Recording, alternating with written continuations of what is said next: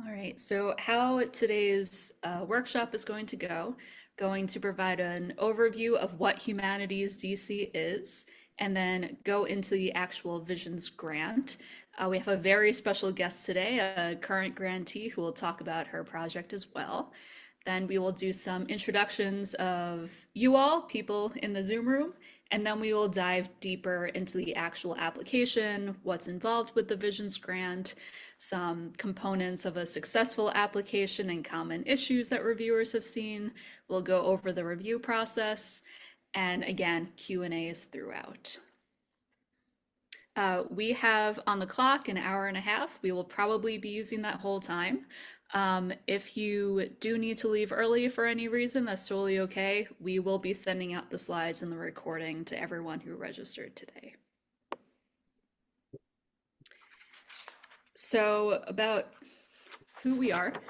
So my name again is Hillary Steen. I'm one of the community grants managers, and I oversee some of the grants portfolios at Humanities DC, and I am your main point of contact on the Visions grant. And Leia, if you can introduce yourself, please.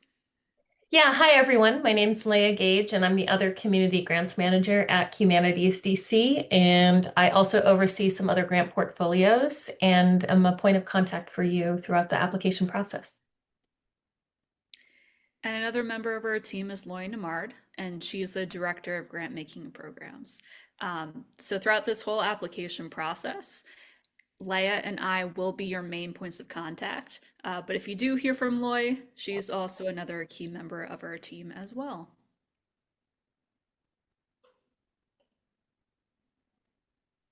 So at Humanities DC, we see ourselves as a convener of curious people who have bold questions about powerful stories in our vibrant city, and we try to answer those questions. And we do that in two ways. Really, we have our own public programs that are curated by us here.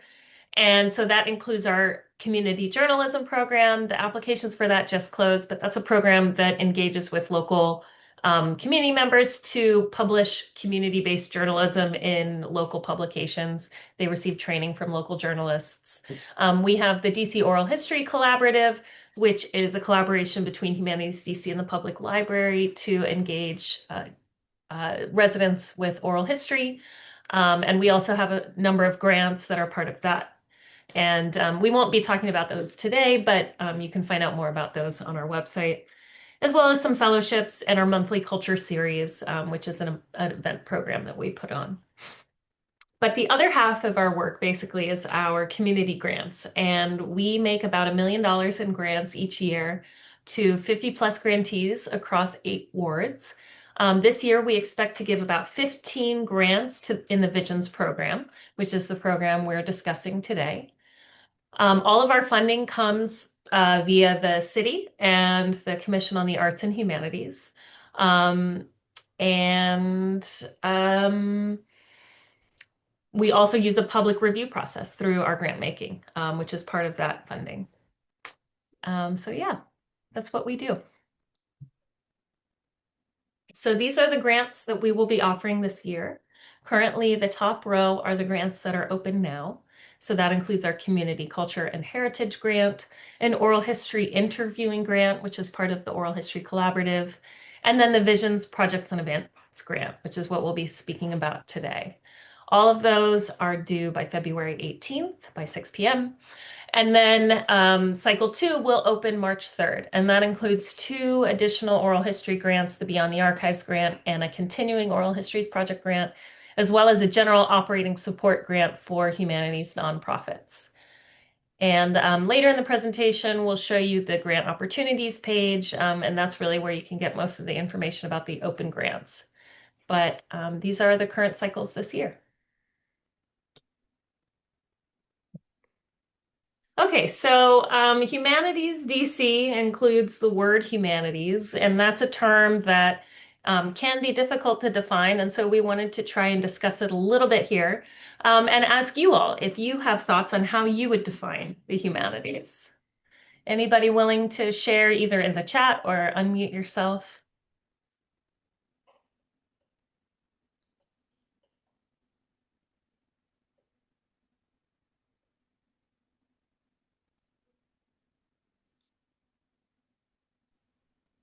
I would define it as everything that the hard sciences people in the College of Arts and Sciences would put their nose up at. Yep, fair enough. Fair enough. I also see Amy sharing the human experience. So yeah, maybe, you could put those two comments in tandem. The studies of the human experience that maybe aren't rooted in the hard sciences, but are really just trying to understand the stories about humans.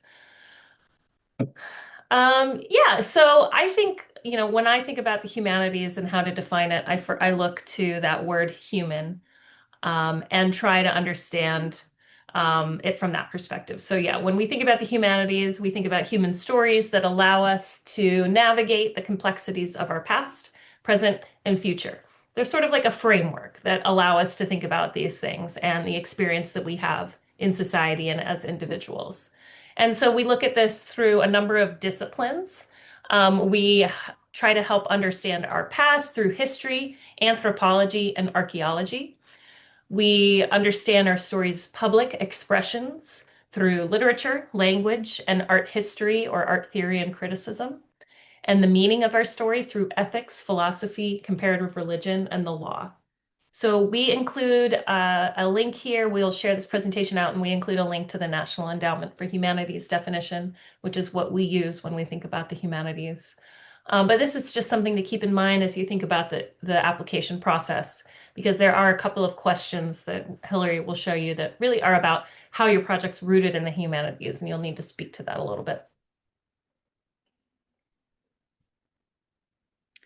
So now focusing in a bit on why you're all here today to learn about the Visions Projects and Events Grant.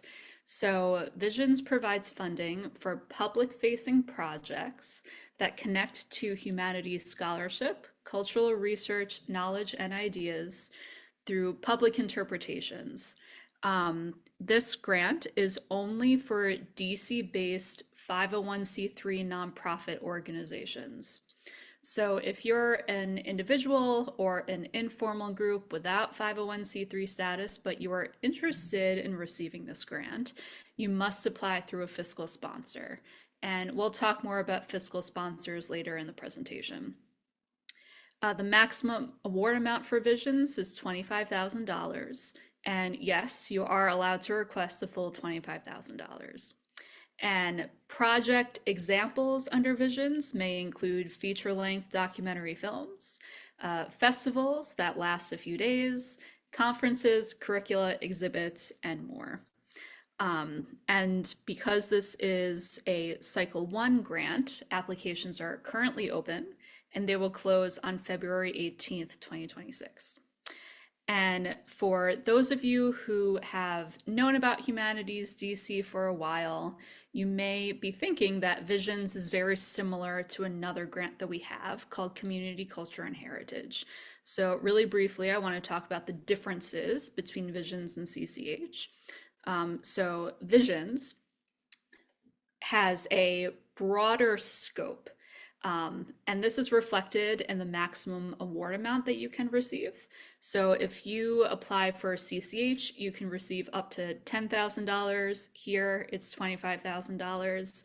And CCH is more focused on local grassroots projects, whereas Visions, you can do a little bit more with it. So if you want to create a documentary short, CCH might be a better fit for you, whereas if you want a documentary feature film, Visions might be more applicable to you. So as you're kind of figuring out with your project what you want it to look like, keep that scope in mind. How big do you want your project to be is a good way to think about if you want to do CCH or Visions. Another key difference is that Visions, like I mentioned earlier, is only open to 501c3 nonprofits that are registered in DC.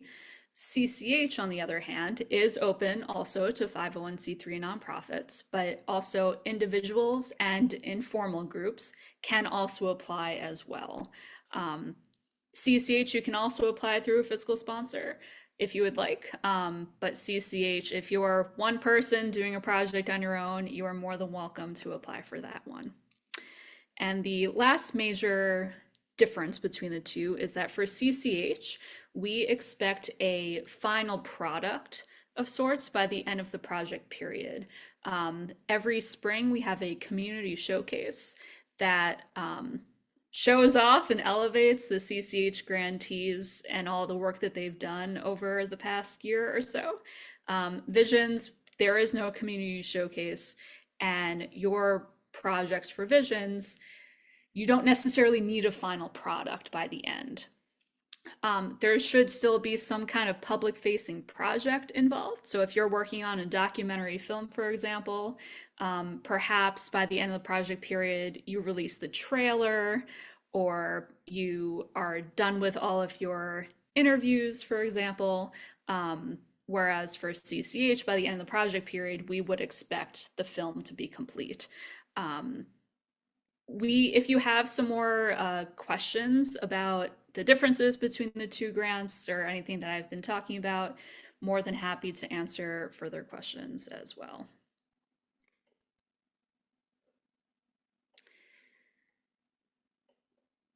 And so I want to stop sharing my screen briefly to bring up our special guest.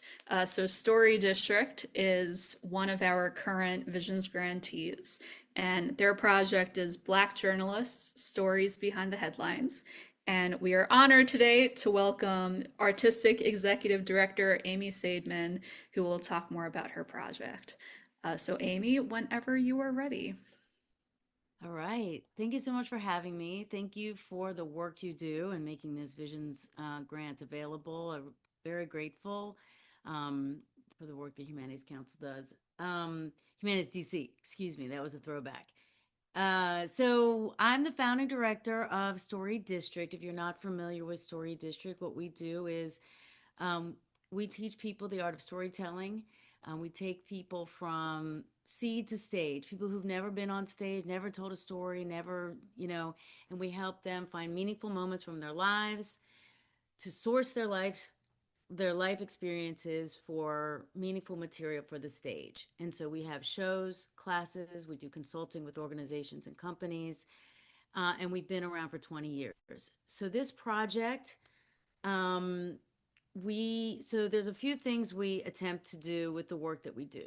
A lot of our stories, some of our shows are very open-ended. Like annually we do Sucker for Love, stories about romance.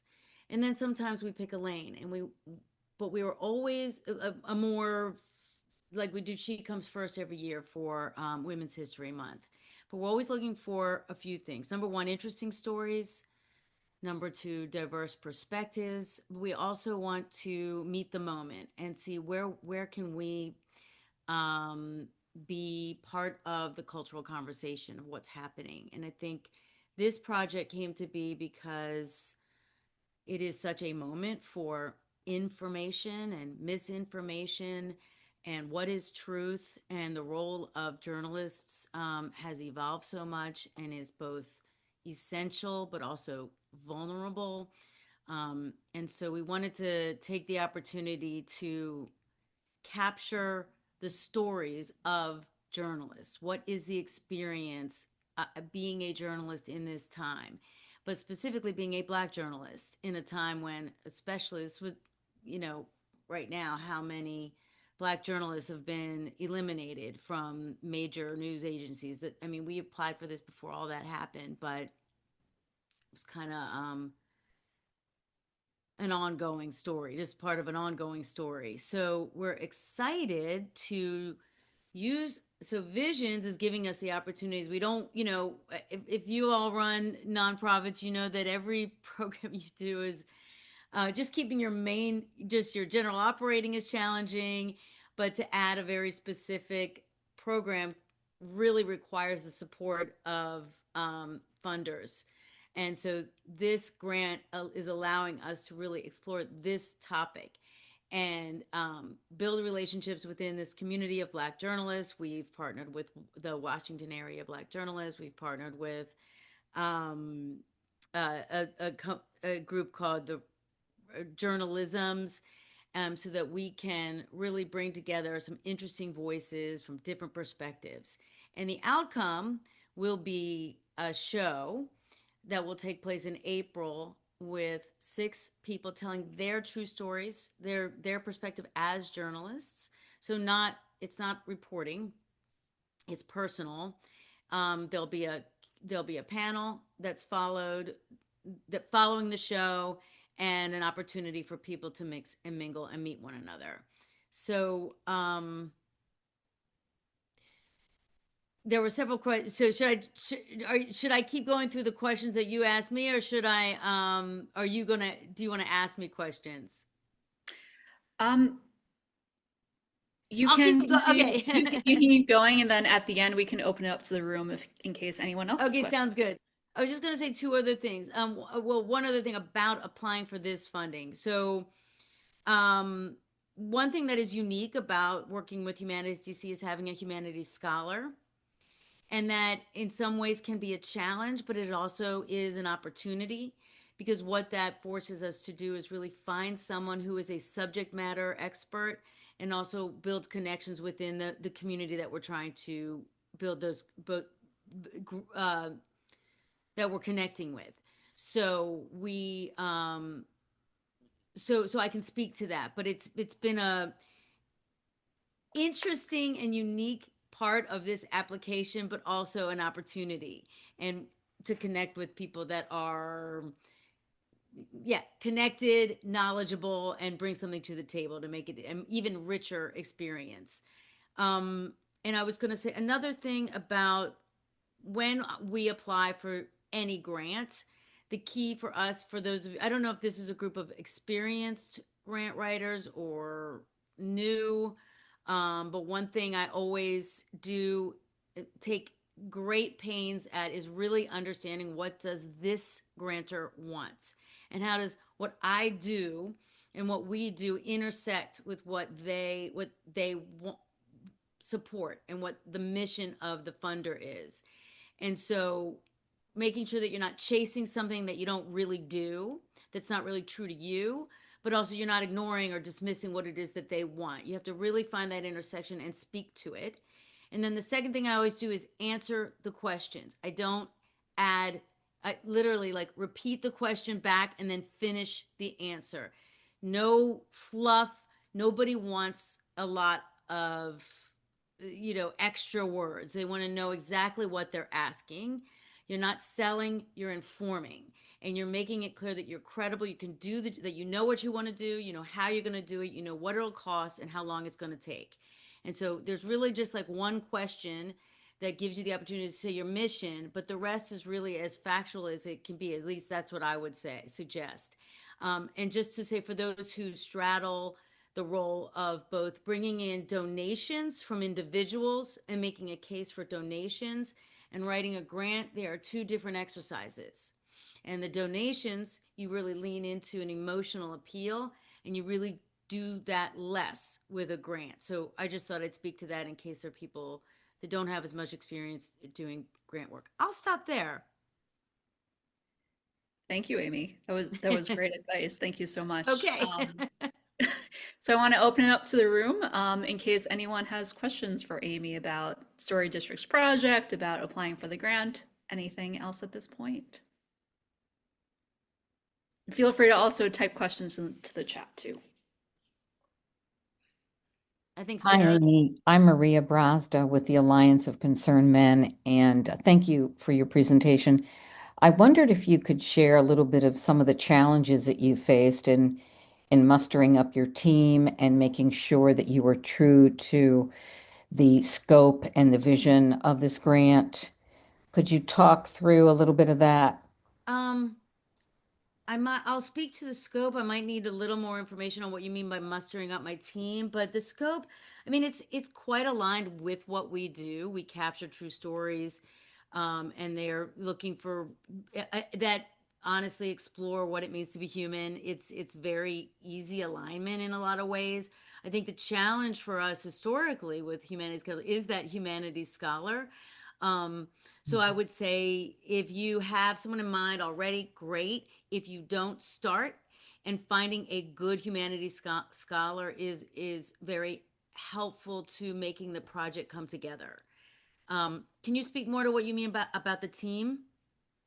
Um, well, relative to identifying who on your team would be central in doing the full production, in other words, writing the script, the timeline, and following through with all the subjects that you've identified that you want in this. Did you find any challenges in doing Oh, that? well, we are small. I do most of like we are so small, so there's not a lot of staff to choose from.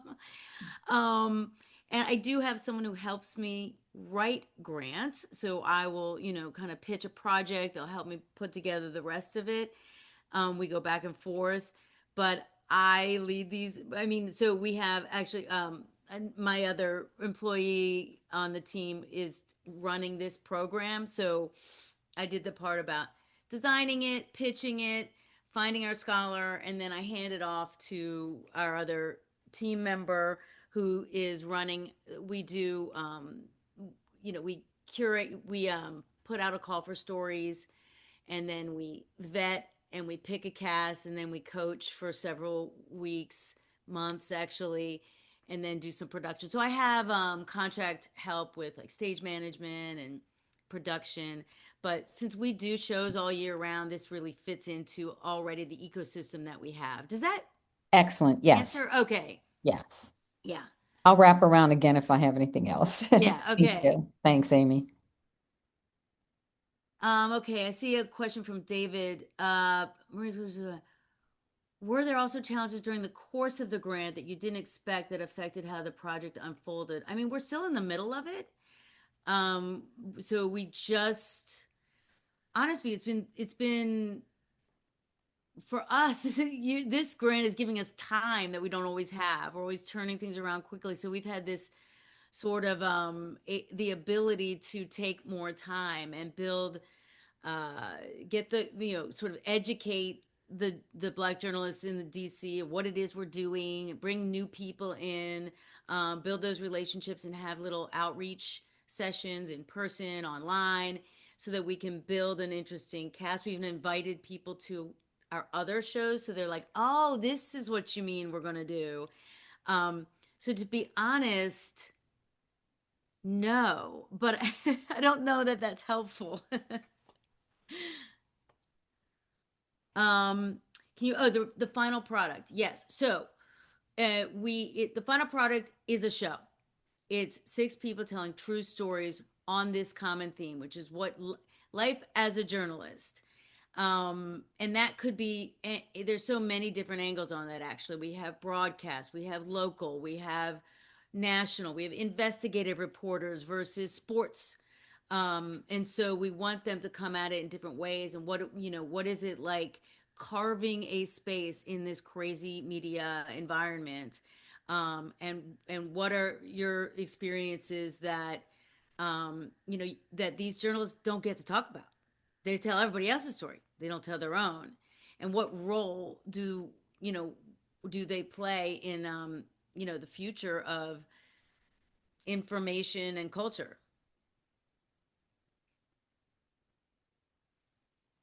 Yes, very good. You must come April 16th. It's great. It'll be great.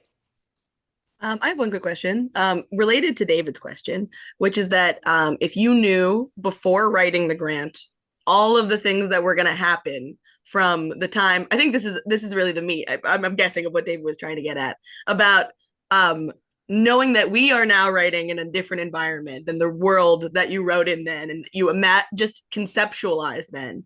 Do you think that do you have any questions or anything that you might have not necessarily done differently that you might have added to the idea with that information?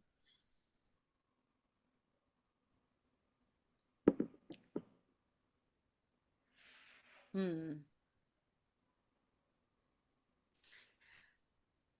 As a big question, I think one thing is I actually felt like this might not have been the case had I chosen a different path, but honestly, this subject I was feel is on point. I'm actually grateful that this is the thing we're doing. And I think it's exactly the right moment for these voices. Um, so I guess that would be my response for this particular situation. Yeah. I think maybe to say like identifying that the existing vulnerable places are only going to get more vulnerable. And so by acknowledging that, we taking the opportunity to benefit things like that well it's still in the state that it can be done right now. If that makes sense maybe. Yeah. I mean, I think that, like I mentioned, we want to be culturally relevant, um, and it was at first, and now I just feel like it's even more. Yeah, I mean, literally, people, Black journalists have been purged, as we all know. So it just feels even more important.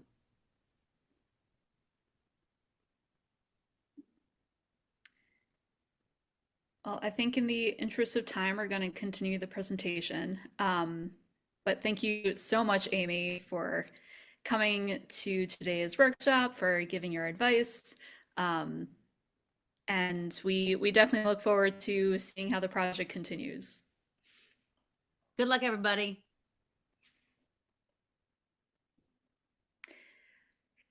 All right. And great questions, everyone. Amy talked a little bit about the humanities scholar, and we will talk more about that later in the presentation. But I do want to share my screen again to show you our website at this point, because this, let's see, if I can, let's see.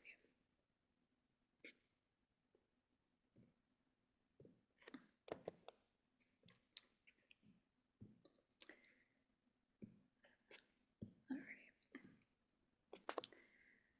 Okay. So one place where you can find all about things such as the humanities scholar is in a document called the RFP, or the request for proposal.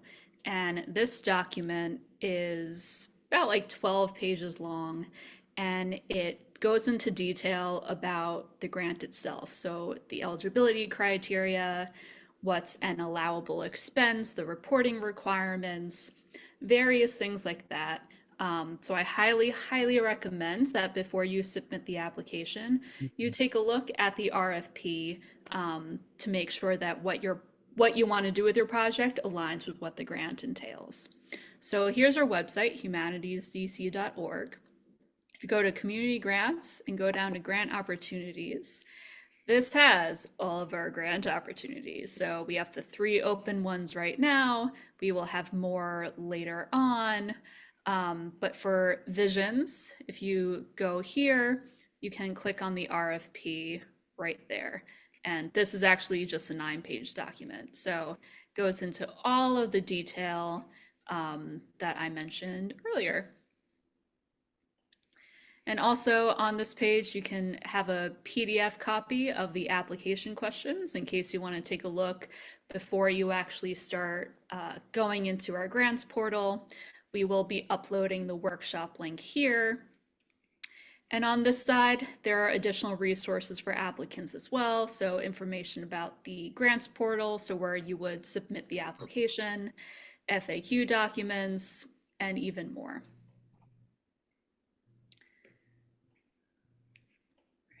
So I'm going to stop sharing my screen again. And I was wondering if we can go into who everyone on the call is.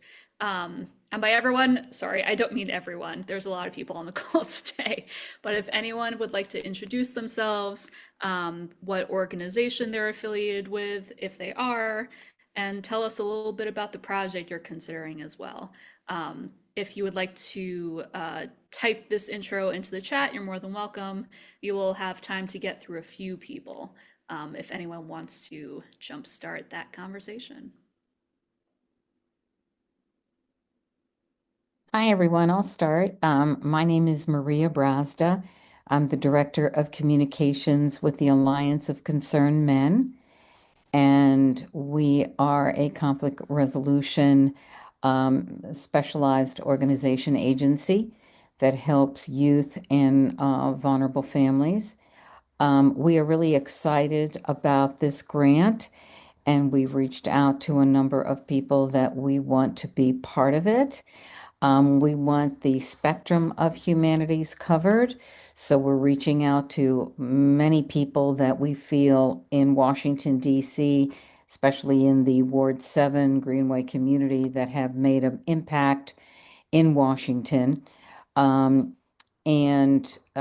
So we are now identifying and solidifying those conversations, and we will be doing a documentary on all of this. And guess my question would be, is there a limit of how many people we can have in this documentary? But I wasn't sure if you were going to cover that later. There is no limit on number of people. We will later in the presentation, we'll go through each and every mostly application questions. And one of those questions is about team members and collaborators. And you can have as many people as you deem appropriate. There are no limits on that. Thank you. And thanks for coming. Thank you. Good to Who see you. else wants in? Nice to see you too, Maria. Who else would like to introduce themselves? I'll introduce myself. Hi, I'm Sarah Rogers Morris. Thank you so much for this. I'm an art historian and curator based here in Washington, D.C., and I'm working with the Katzen at the Museum at American University, and the Hannah Arendt Center at Bard College to curate an exhibition that will open in February of 2027. And it's a juried exhibition. We're asking artists to respond to the work and ideas of the thinker Hannah Arendt. And the ideas that we're asking artists and various stakeholders in the public to think about what it means to share a world in common with others who see the world differently from one another. So we're in the process of seeking funding for this project, and I really appreciate your willingness to present on your grant program today. Thank you. Welcome. Hello, everyone. My name is Sarah Suntimer. I work for Grassroots Comedy, a 501c3 DC-based nonprofit that has runs programming to support up-and-coming comedians that want to direct their comedy toward advocacy with their upcoming Comedy Catalyst course. Also for people that already work in advocacy areas that are interested in learning how comedy might improve their advocacy efforts. And then we also run partner comedy shows, including one that we ran last year at All Souls that benefited a crisis in care. And we focus a lot of our efforts on international aid, and we also have a few upcoming for anybody here that might be in the furloughed USAID federal workers type of world. One Aid will be running a show with them next month. So that's what we're up to. We have a few different projects that we're interested in, but knowing that this grant really has to do with residents, our organization has historically been committed to Adams Morgan, and our the things that we're interested in have to do with we have a few different ideas that we're playing around with that have to do with benefiting Adams Morgan's community residents. You're welcome. New time for one more person.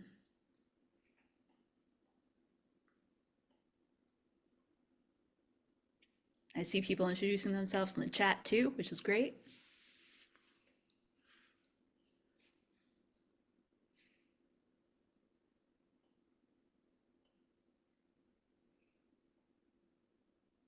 All right.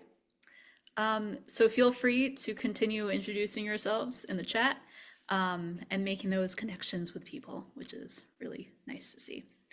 So I will continue sharing my screen and we will continue with the presentation.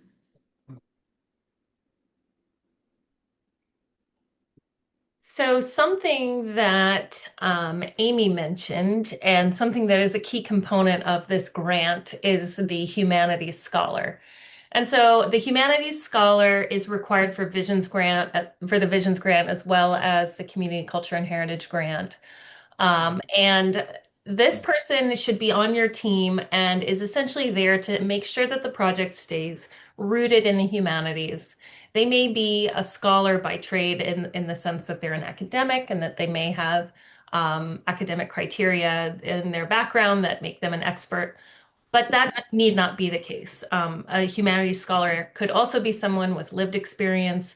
It could be somebody who's extremely knowledgeable about the culture or the community that you're exploring or studying, and that they can help guide you through the subject matter. So in the application, when we go through it, you'll see, and when you're applying, you'll see that there is a section where you need to identify the humanities scholar. It needs to be one person. So if you have multiple people in mind, we strongly encourage you to find just one individual. This person can also be the same as the project director. You would just define those roles slightly differently.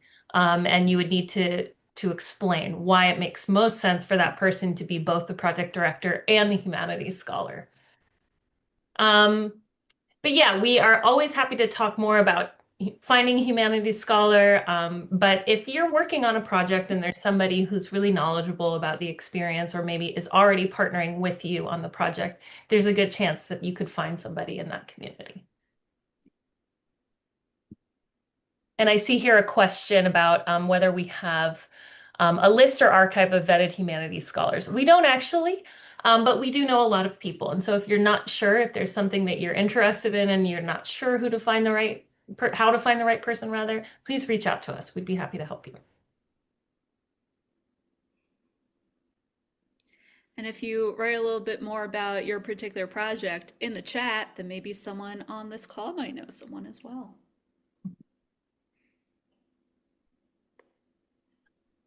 So when you're thinking about this grant, some key components are what you can spend the funds on. And so the first list here is what are allowable costs, which is basically anything related specifically to the project. This is a project grant, and so it can't fund overhead or general operations, but it can support salary or wages as related to a project. So for example, we encourage you to pay your humanities scholar as well as other team members.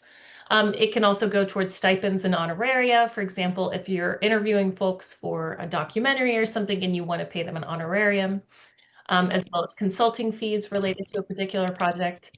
Allowable expenses include recording equipment, space, be it a virtual presenting platform or physical space, project supplies, transportation to and from certain locations related to the project, any kind of marketing expenses, and then you may also use up to 10% of the grant to pay a fiscal sponsor. So on the other side, you basically can't fund anything that's not related directly to the project. And that includes general operation expenses for a nonprofit or supplies. Unfortunately, we cannot fund food or beverage. And so if you're doing an event that includes food and beverage, just make sure to note that you will have to find a different funding source for those expenses. We cannot fund tuition and scholarships, debt reduction, any kind of re-granting of the funds, or funding to government agencies, be they domestic or foreign. And on this slide, sorry, Leah, really quickly, food and beverages is underlined just to really emphasize what Leah said, that we cannot fund food and beverages. This is the case for all humanities DC funding. And it's underlined here because we know that many of you want to do some kind of event. So unfortunately, you'd have to find other sources of funding for that. I see a question, can you use it to pay for prizes? If those prizes are somehow directly related to the program and you make a case for why that's necessary, then yes, as long as they're not food or beverage, or as long as it's not considered like another grant or a scholarship of some kind.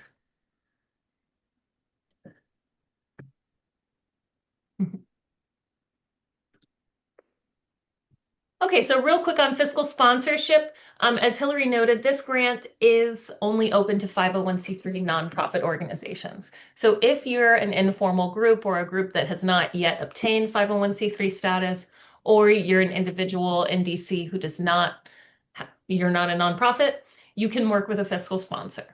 And so fiscal sponsors assume all financial and legal obligations of the grant. They are responsible for the submission of the application as well as any reporting and the funding acceptance process.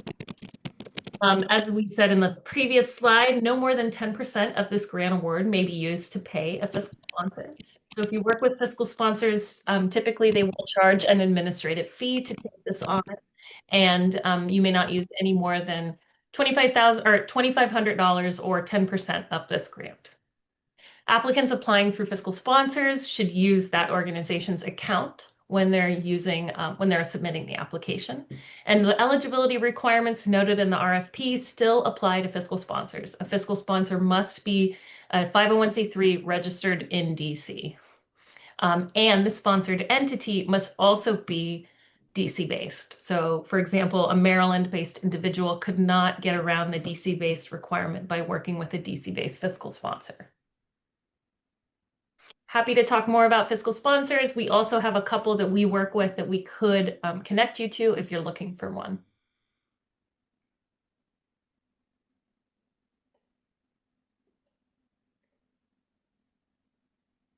So if you were to receive a grant, once you receive that grant, we have two reporting requirements for grantees. The first is an interim report that is due November 1st or about halfway through the grant period.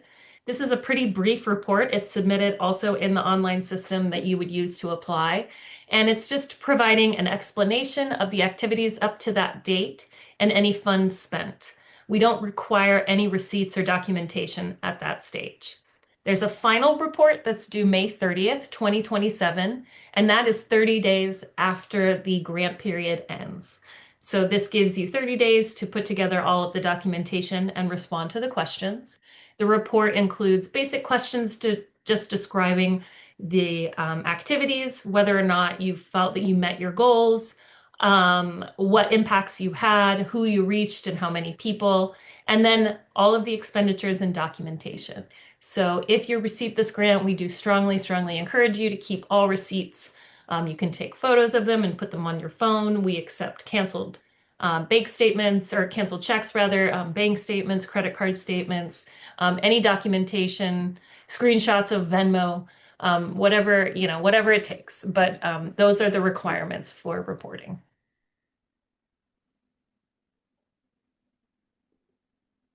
All right. So before we dive into the actual application, are there any questions at this point?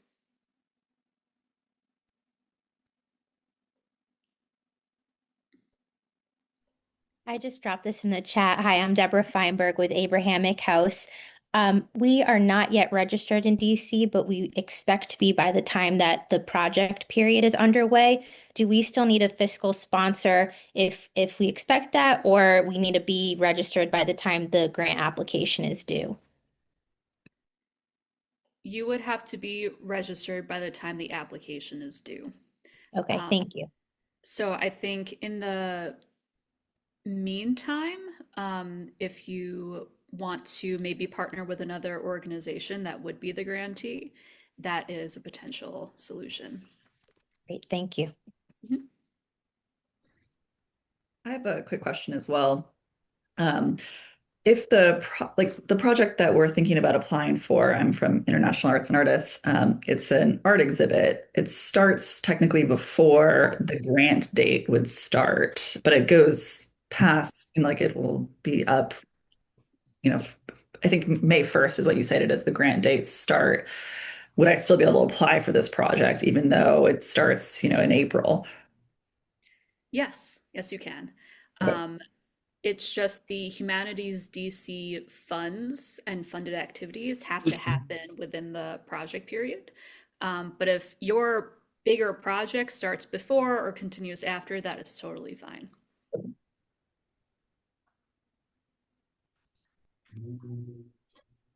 Hello. Hello. Hi, I'm Beverly Lindsay Johnson of the African American Music Association. How are you? Doing well, Beverly. How are you? I'm doing good.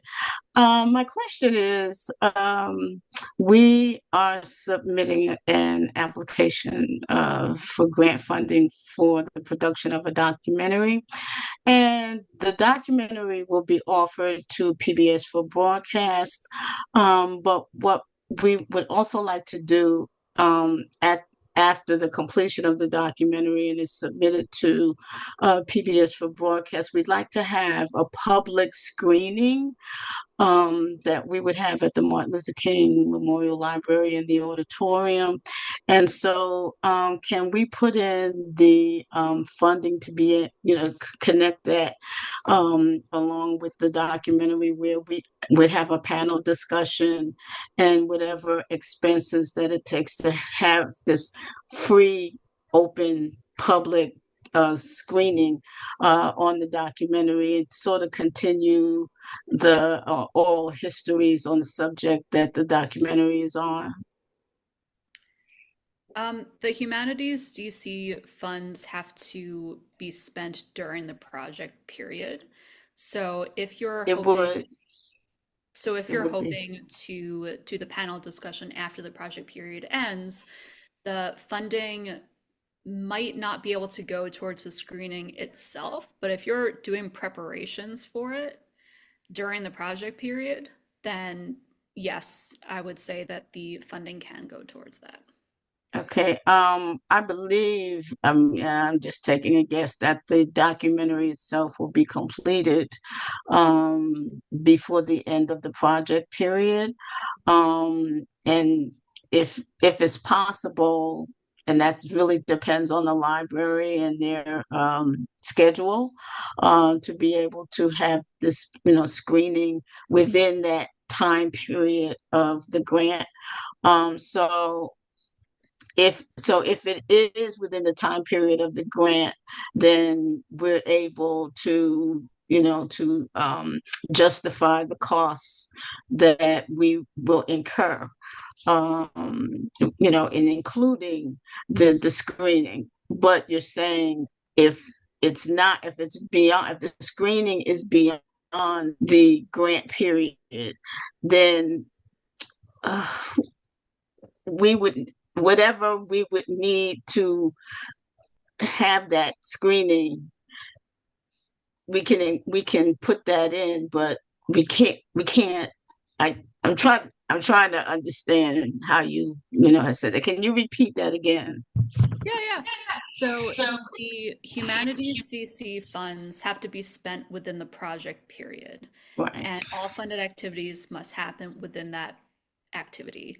If you would like to continue the project past the project period, that's totally fine, but the actual funds would not be able to go towards that. So if during the project period you want to, like if you're doing a panel discussion and you are working with those panelists earlier and like maybe during the project period to help with certain things, then yes, presumably you can put those funds to that. But we look at if you're sending us like invoices or receipts or something, we look at the date to make sure that that date that invoice is paid is happening before the end of the project period. I have it now. Okay. Thank you. Mhm. Any other final questions before I go into the application?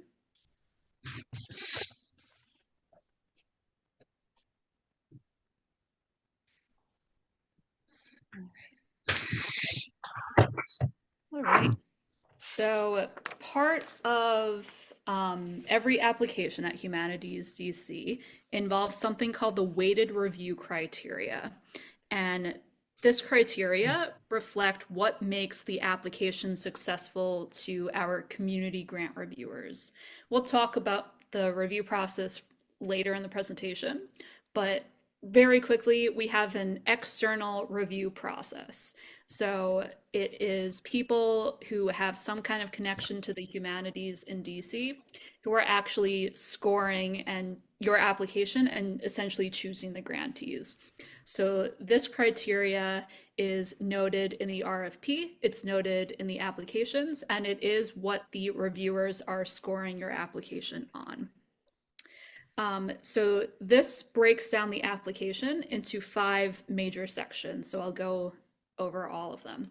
The first section, worth 25% of the score, is the project description, feasibility, and timeline. And this is essentially what your project is and when it's happening.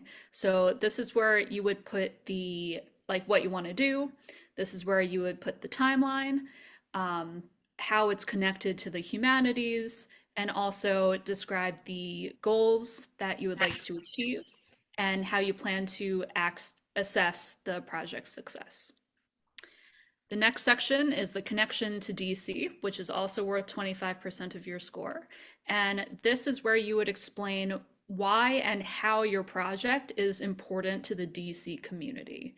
It is totally fine if your project goes beyond DC, if it's regional, national, international, is totally fine. But a big part of your project and a big section of your audience must be DC residents. So how is your project connected to DC broadly, or perhaps to specific communities, neighborhoods, or stories? The third section is about public engagement, also worth 25%. And this is basically the external pieces of your project. So how will you reach the target audience? How will it be inclusive and accessible to people? That's where you would put your responses. The next section is worth 15% of your score, and that's capacity and personnel. So this is who will be working on the project. So this is where you talk about the project director, so the person who is essentially in charge of leading the project. This is also where you would talk about the humanities scholar, as well as other team members if you would like. You do not need additional team members, but if you do, this is where you would put their information. Then the last section is the budget, which is worth 10% of your score. And this is where you would describe how the humanities D funds will be used and make sure that those expenses are directly tied to the proposed project activities, and all of your expenses are allowable as well.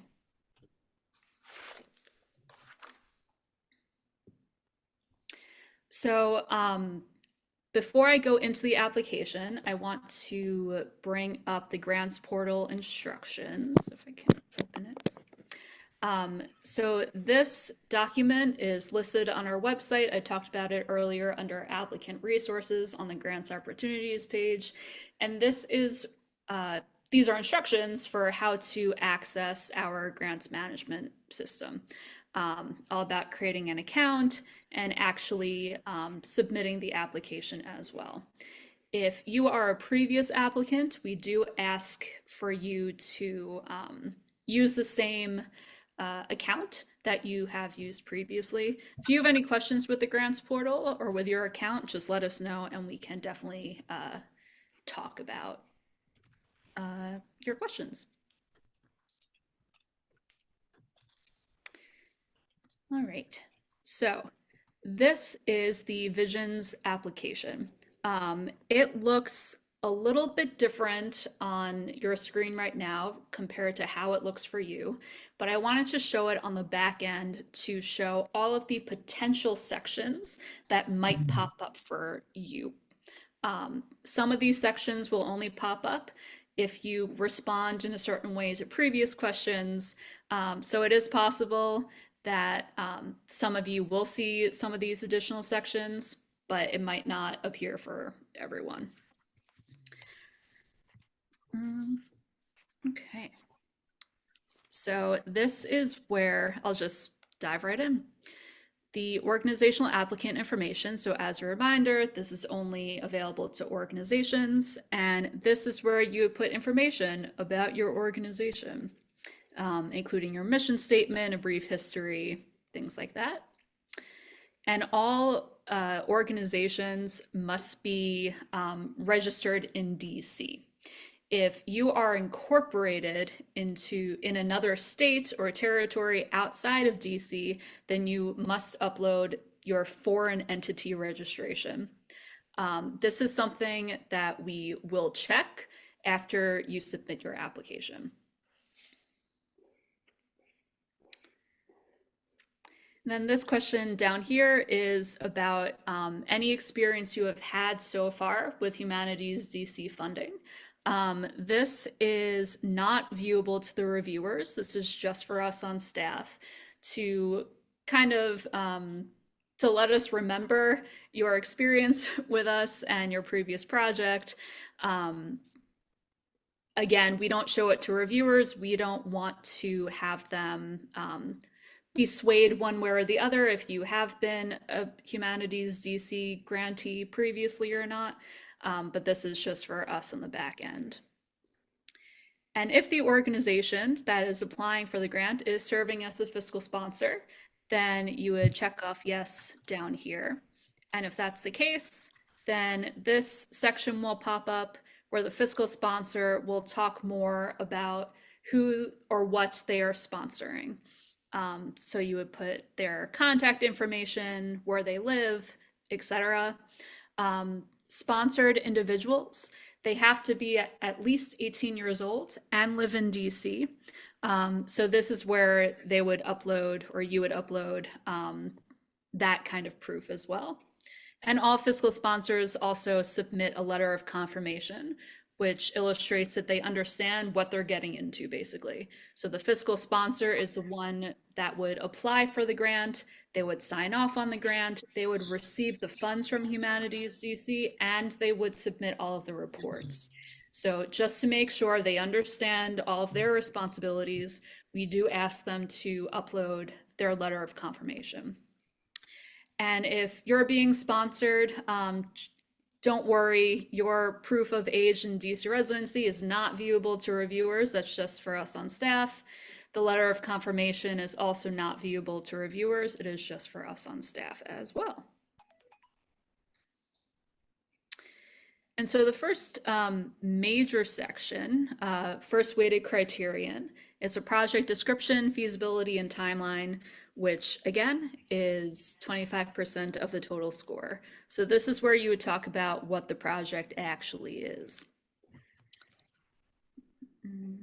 And in this section, as well as all the other sections, but especially in this section, we ask for you to be as detailed as possible, because this is where you would explain what the project actually entails. And you would check off however many humanities disciplines you deem appropriate here. You can check off more than one, that is totally okay.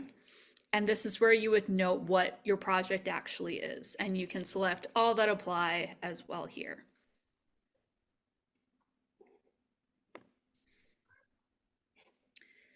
So you would put a brief summary.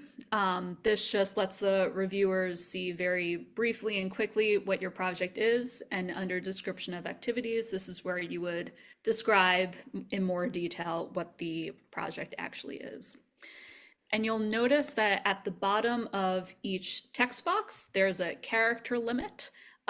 You can use all of the space if you would like, but there is definitely no need if you would like to be more succinct. Then you would provide a timeline for the proposed project. So this would include any major milestones, relevant dates.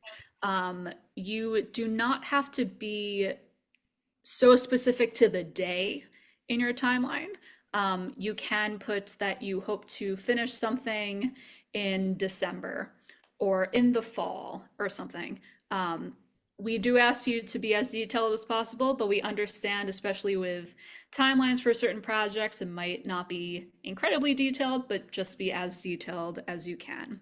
And as a reminder, the Humanities DC funding can only be spent between May 1st of 2026 through April 30th of 2027.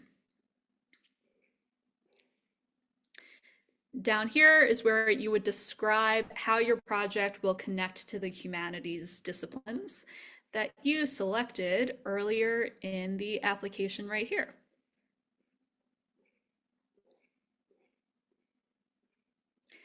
And these bulleted questions are just some examples of how to think about your response. You don't have to respond to all of them.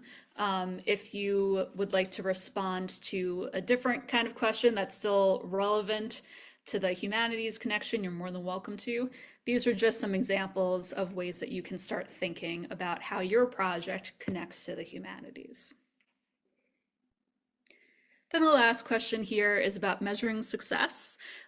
So this is where you would describe your desired goals and impact, as well as how you will assess if you have met those goals.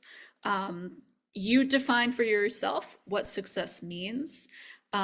Perhaps that might be 100 people attending your event, perhaps like people do like A pluses in all the surveys. It's up to you, as long as you have an idea about how to measure it and does it make sense to your particular project.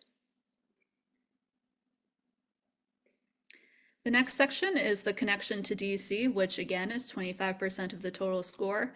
There's just one question here, which is how and why this project is significant to DC. And as you're responding to this question, I recommend that you ask yourself, why not do this project somewhere else? Why is your project so important and relevant to DC specifically, instead of doing it in New York City or in Florida or in another country? Like, what makes your project important to DC residents and the DC community? You can also ask yourself, does your project just take place in the city because it's DC? Or will you really connect with local residents, local history, Washingtonians as well? It is totally okay if your project focuses on DC at large or specific communities, neighborhoods, or stories. That either way, it's totally fine. You would just explain that connection here. The next section is public engagement, which is the 25% of your total score. So again, this is the external piece, the quote unquote public that's involved in public humanities projects. So there are a few questions about target audience demographics. You are welcome to select as many as are applicable, but this is all about who your audience will be and the demographic makeups of your target audience.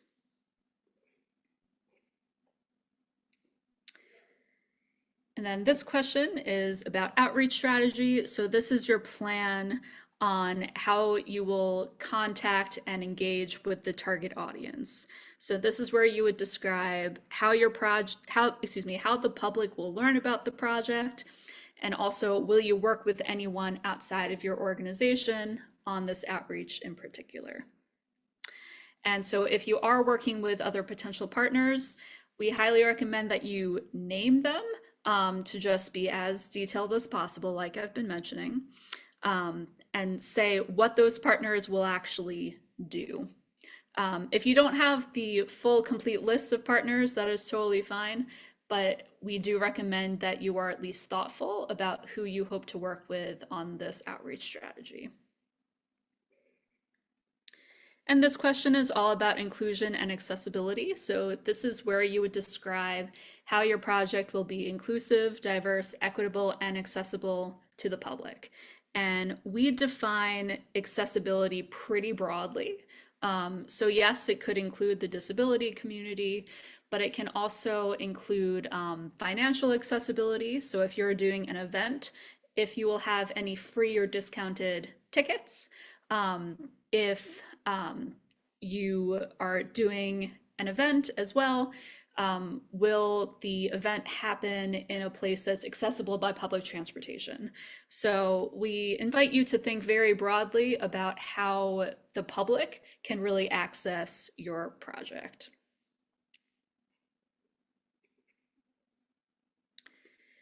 And for those who are doing a documentary film, so earlier in the presentation, where you would check off the box for project type, one of those options is documentary film. So if you check that off, this pops up, a special section all about documentaries. And this is where you would describe more in detail about like the more technical elements of that film. So providing a synopsis of the story and how long you expect the film to be. There is no time limit for how long the film is. We've had documentary films that are anywhere from a few minutes to like 2 hours. It really depends on what is best for you and your project. And this is where you would describe where the film will be available. We ask that grantees, if they're creating a film, that it is available for non-commercial educational use. So this is where you would include any film screenings, focus groups, things like that, that again relate to the public-facing accessibleness of the film itself.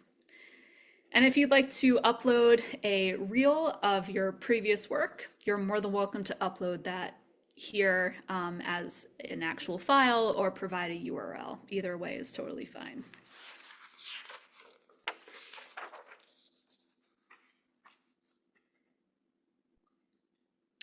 The next section is capacity and personnel. So this is where you would describe who is working on the project and the major team members. So again, the project director is the person who is essentially in charge of leading the project. They are the ones who are really spearheading everything. So this is where you would describe who they are, basically. The project director does not have to live in DC. And reviewers will not see the project director's address or anything like that. And so this is where you would note information about who the project director is and what they will do. So perhaps the project director has experience with the project topic professionally or personally, or maybe they're just really interested in the topic. But this is where the project director's passion and expertise would shine through in this question. They are usually the point of contact for us on the grant, but if they will not be the main point of contact, then that is okay as well. You are welcome to upload the project director's resume. It's totally optional, but you are welcome to. You're also welcome to upload any information about their past work experience that is relevant as well. And this is where you would talk about any team members or collaborators. Like I mentioned earlier, you don't necessarily need additional team members on the project, but projects usually do benefit from having people. Perhaps so the project director doesn't have to do everything themselves. It can also increase community buy-in. So yeah, it's optional, but we do provide the space for you to talk about that. And if the project director is not the primary contact for the grant, this is where you would specify who would be the primary contact. Then this next section is about the humanities scholar. So if it turns out that the project director is also the humanities scholar, you would just put their name again. Or if it's someone else, then you would put that other person's name. And this is where you would include information about the scholar. So you're more than welcome to upload their resume. That's optional, but we provide that space. And this is where you would describe their relevant qualifications for the project. Also, this is where you would talk about what they will actually do for the project as well. And we do ask that you are thoughtful about the scholar. You do need to name someone. So like Amy mentioned earlier, we do recommend that you start looking nice and early to figure out who that scholar would be. The next section is the budget, which is 10% of the total score. And there are two elements for this section. One is the budget table, and one is the budget narrative. So for the budget table, you would put a dollar amount for in every single cell in this first column.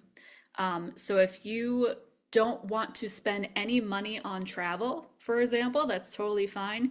You would just have to put 0 in this box right here. You are more than welcome to put a real dollar amount in every single cell if you do plan to spend funds in every single budget category, but that's not necessary. Then in this column is about cost share. So if you do have other sources of funding for your project, you would plop that here. It's not required to have additional sources of funding. Reviewers do like to see it to illustrate more buy-in from other funders, but again, it is not required at all. So going row by row, I'll explain what these categories are. So the first one is honoraria, which is, we consider it like stipends. So if you have panelists, for example, or if you were interviewing someone, the honoraria is what you would pay them for their time and effort. Whereas salaries and wages is more of what the key team members will be paid. So this might be the project director, the key team members and collaborators, the project scholar, etc. And we separate out honoraria from salaries more because, again, we consider honoraria more like stipends and salaries being more like salaries and wages. But if you work for an organization that's maybe all volunteer and you don't feel comfortable noting salary, that's totally okay. Put personnel however you deem appropriate. Next is travel, fairly self-explanatory. This might cover gas, it might cover metro accessibility. If you're flying certain people into DC for your project, you can cover airfare, things like that. Next is supplies. So that is any tangible item that you deem appropriate. So if you're doing a panel discussion, then maybe this would pay for like the boards that describe what the panel discussion is about. If you're interviewing people, this could cover microphones. If you're doing an event, it could cover like tablecloths, like very broad. And at Humanities DC, we do not differentiate supplies from equipment. So any tangible item basically would go under supplies. Next is publicity, promotion, and printing. So this is if you want to pay for Google ads or Meta ads or something, or if you're printing out physical flyers, you can put that here. Facilities rental, if you hope to host your event, for example, or exhibit in a different location, paying for space, that's where you would put that. Evaluation, if you would like to spend money towards evaluating the success of your project. So if you are bringing in like an external evaluator, for example, or paying for survey software, that could go in there. And then other is anything else that doesn't fit neatly into any of these other categories. And down here is a budget narrative, and this is where you would explain every single dollar amount that you put in the budget table. We ask for you to be very specific here. So if there is a dollar amount up here, we ask for you to really explain what that is down here. You can provide lump sums or calculations, it's up to you, but we ask, again, just specificity. We also ask that you don't have any contingency expenses or just plop in a bunch into the other category and say you'll figure it out later. We do ask for you to really explain everything. Grantees are allowed to move money around if need be once they become grantees. And we do ask, or rather, we do say that budgets are plans. We find that, especially for the very small nonprofits that might not do this kind of budgeting very often, the budget seems to be the trickiest part of the application. And we do encourage you to think of budgets as plans. So, like I mentioned, grantees are allowed to move money around if need be, if there are unexpected expenses, if things are more expensive than you realize, that's totally fine. Just put whatever information you have at time of submitting the application. That is totally okay.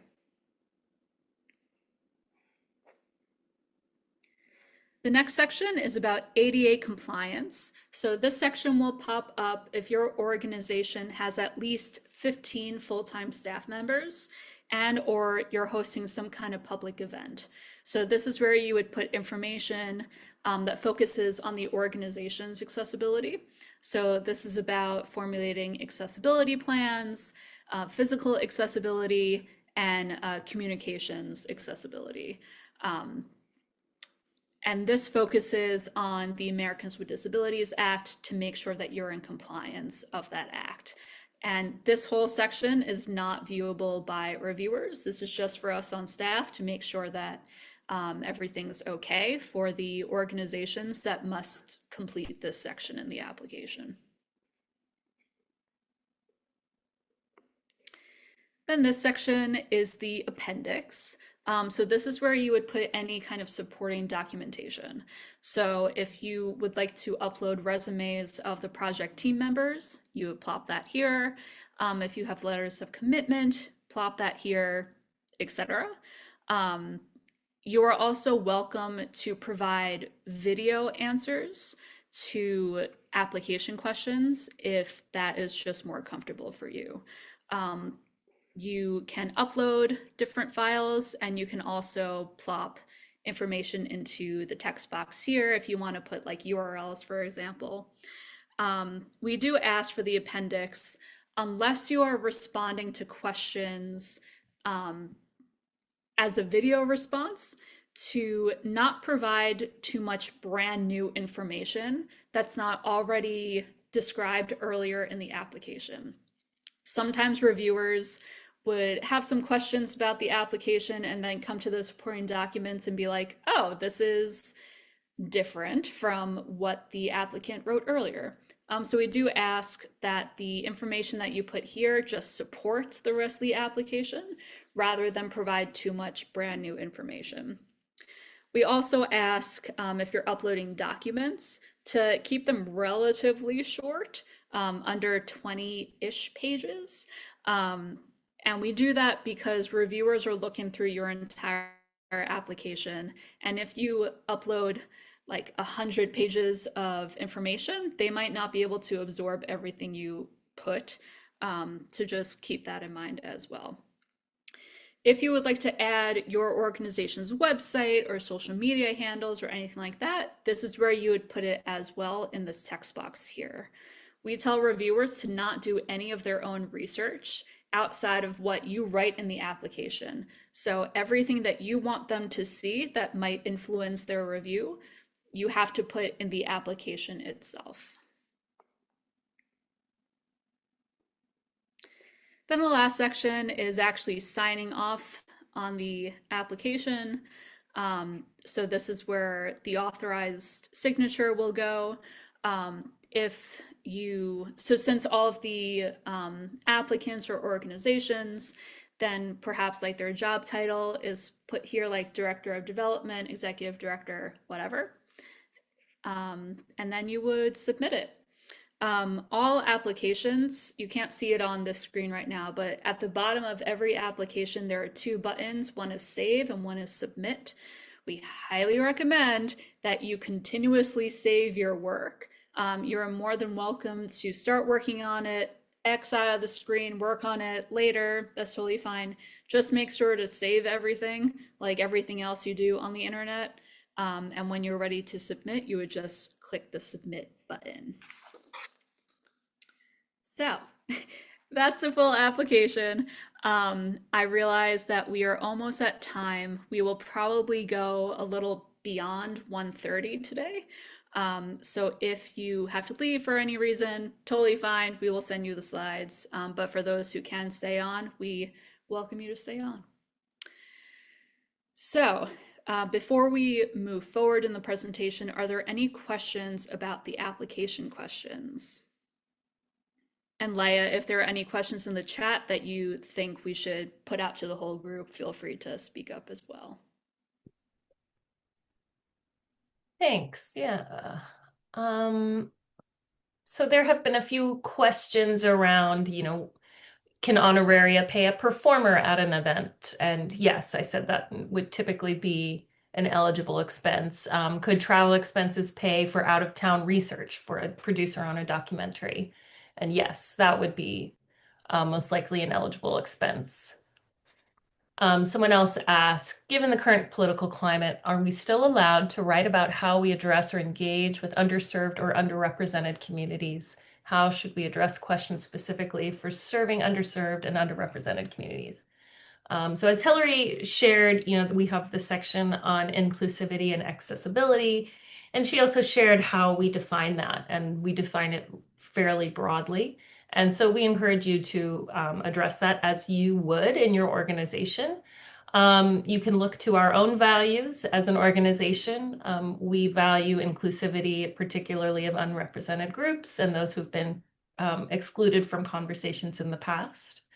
And lastly, our funds they come via the DC city government. And so at this time are not subject to any federal executive orders. And if any of that changes, we would let you know as soon as possible.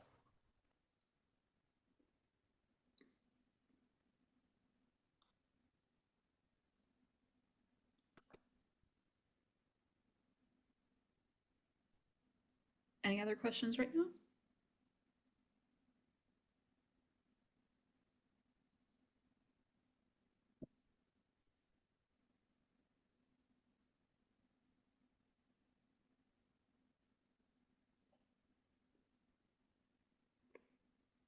All right. So I will continue sharing the screen. Feel free if you do have additional questions to put them into the chat. And Yes. a lot of what, sorry, go ahead. Oh, no, go ahead. A lot of what I just said is also in the slides here for further reference. Yeah, exactly. But go ahead. So we've touched on this several times, but just to reiterate, what makes for successful applications, this first piece, maintaining the strong connection to DC residents, DC, the significance to DC question, and the humanities. And so how you frame that will be related to the discipline that you select, as well as how you describe that in the application. That you've identified a scholar and that their qualifications are relevant and they have a clear role. This just speaks to generally the specificity and detail. Hillary's mentioned this as well, how it's really critical to mention as many details as possible. And so being specific about the role that a scholar will play, as well as the other team members on your team. Being specific ideas and explanations for community partners, team members, etc. If you can't necessarily mention organizations or team members by name, being able to identify their roles and how you envision those roles. The timeline is realistic and within the grant period. Our reviewers may have event experience making films, things like that. And so they're looking at this from a realistic perspective or with a realistic eye, trying to understand, does this make sense? Is it possible to conduct this in the timeline that the applicant presents? There are thoughtful ways to manage and evaluate success and how you've identified what success looks like, and a well-organized and clear budget that doesn't include any unallowable costs, and just generally being detailed. So on the flip side, common application issues is that there aren't those explanations of the importance to the humanities. There's not really a clear connection to DC. Some of the activities described may seem unrelated to the purpose of the project as it's described. There may be unclear descriptions or very vague kind of general descriptions of participants or partnerships or community collaborators. The scholar may not seem qualified or unrelated to the project. The timeline is not very clear or detailed, doesn't identify key aspects, and also doesn't necessarily match. So when you're thinking about the description of the project, you want the timeline to match, and then you want the budget to match, and you want the team to match. So if you've talked about doing certain things, you want those things to be represented in the team that you're presenting and the budget that you're explaining. So yeah, and the application is not detailed. It looks like it was written in a rush. All of these things make for lower scores. And so we encourage you to start as early as possible to look at the application questions, to look at the PDF of the questions as well as the RFP as soon as you can.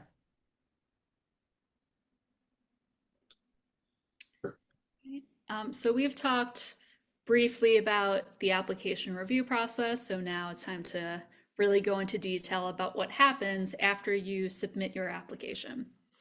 So all submitted applications are reviewed by us on staff for something called eligibility. So this is where we would determine if we can theoretically fund your project. So for example, this is when we would check the 501c3 registration. All eligible applications are then assigned to panels or groups of reviewers. And we do these assignments in different ways. But essentially, we want the reviewers to look at similar applications. So in the past, we've divided applications by organizational budget size. So they wouldn't be looking at a really small nonprofit versus a really big nonprofit, for example. We've also divided it by project output, so grouping documentary films together versus exhibits together, for example. And sometimes we've done it by humanities discipline. So if there are a bunch of projects that focus on literature, for example, then reviewers might be looking at those all together. The reviewers themselves, like I've mentioned earlier, are community members who have strong ties to the humanities in DC. Last year we had 81 wonderful reviewers, and we expect that we will have roughly the same number this year as well. And they score the applications based directly off of the weighted review criteria that we talked about earlier. If you are interested in reviewing applications, we would love to consider you. You can be both an applicant and a grant reviewer. You just wouldn't review applications for the same grant program you apply to, because that would be a little unfair. And applicants, grantees, and future applicants have all been reviewers, and they get a lot out of the process. So reviewers learn about cool organizations and projects all over our city. They develop a strong idea about what makes a strong application, because they're the ones who would actually be scoring based off of the criteria. It's a great networking opportunity to meet other humanists around the area, and it's a great professional development opportunity as well. And all reviewers who complete their review process can receive a $125 honorarium as a thank you for all of the hard work. We cannot make funding decisions without the reviewers. We cannot give grants without these reviewers. So they are a key part of our organization. And if you're interested in learning more, on our website, we have more information on that. And I'm the main point of contact for reviewers. So if you do have further questions, just let me know. And Leah is also obviously available to answer questions about that too.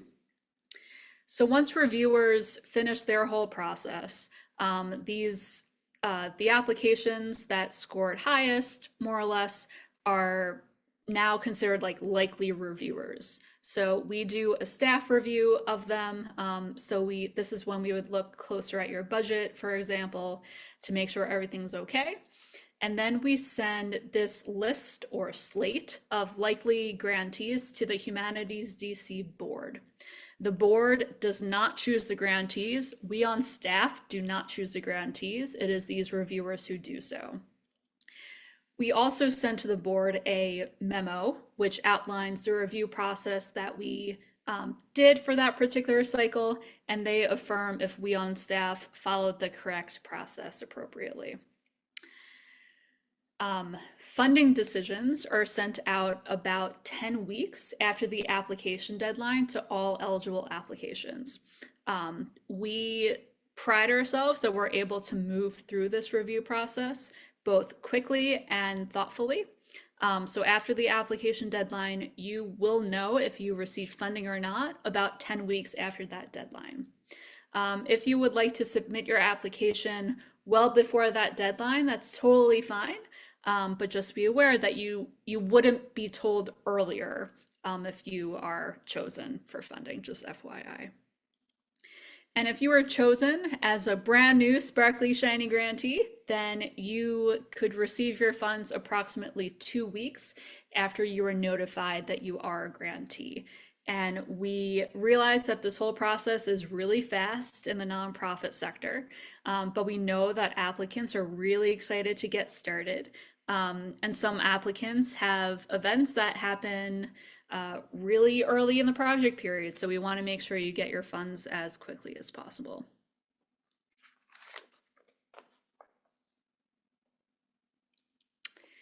And so that is the presentation for today. We do have additional resources for applicants, and we invite you to take advantage of however many resources you would like. We have virtual office hours, which allows you to sign up for a meeting with me or with Leah to talk through your project ideas and any questions you have about the application. On our website, we have the FAQ document, so frequently asked questions. We also have sample application responses from exemplary applications that we have received recently. We can also review your draft application. If you let us know you would like this review about 2 weeks before the application deadline happens. And so Leah and I would be another set of eyes on your application, provide advice and tips for any edits that we deem appropriate for you. Again, she and I can't say if you will definitely be funded or not, but we can just be another set of eyes on that. We have done general information sessions about all 6 grant opportunities we have in 2026. One of those sessions was recorded and it is on our website, but we will have one more, I believe next week, which will be virtual in the evening on January 20th. If you would like to join us to learn more about all 6 of the grants we have available. This recording will be on our website soon, alongside the other 2 Cycle 1 workshops that we have done this week. And in the spring, we will do grant-specific workshops for the Cycle 2 grantees. Cycle 2 applications.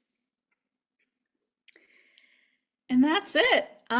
We're about 5 minutes over, so thank you all for sticking out with us.